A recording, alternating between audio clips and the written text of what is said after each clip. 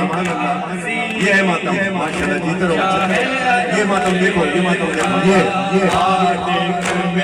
ہاتھ تو بلند کرو ہاتھ تو اگر کسی عزیز کا ڈر ہے ہاتھ ایسے رکھو کسی عزیز کا ڈر ہے ہاتھ رکھو ورنہ ماتم کرو ایسے جیسے آپ ہیں حسن صغیر عبدی صاحب آپ کو یاد ہوگا کربلا میں یہ کلام مجھ کو ملا تھا قبیلہ بنی اسد کی صدا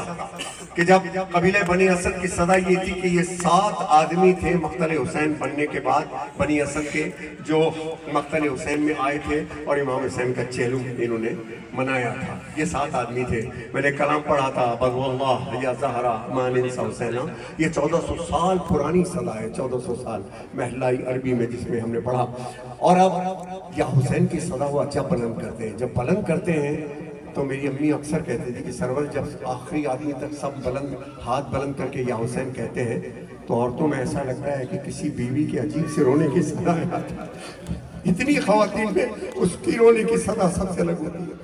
تو یا حسین بس 2 مصرے پڑھوں گا اور آپ نے ایسے ماتم کرنا ہے جس دن عاشور میں آپ سے کچھ اور نہیں مانگتا تمہیں امام حسین کی قسم ندیم سرور کو ماتم دے دو حسین کا ماتم دے دو آخری آدمی تک میرے ساتھ آخری آدمی تک میں صدا پہلے ہم سے سنو یا حسین پھر آپ نے ہاتھ بلند کر کے یا حسین کہنا ہے تھک گئے ہو یا کسی یزید کا ڈر ہے تو ہاتھ نیچے رکھنا اور اگر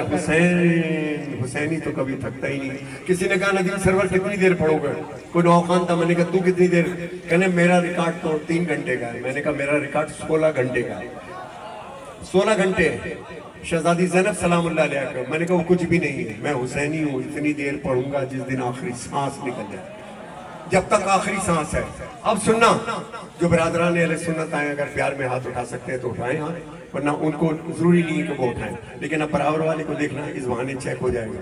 دونوں ہاتھ بلند کرنے ہاتھ میں تکلیف ہے یا کسی کا ڈر ہے ہاتھ نیچے رکھنا پہلے ہمارا یا حسین سنو پر بانی اسد کا پھر ماتم کرنا جس طرح یہ بچہ یہ نوجوان کھڑے ہو کے کر رہا تھا ماشاءاللہ آخری آدمی تک ہاتھ بلند کر کے تماشائی بن کے مت کھڑے ہوا کرو کیونکہ جو کچھ نہیں کر رہا صرف سن رہا ہے تو تماشائی نہیں ہے تو اور کیا ہے آپ کا شریک ہونا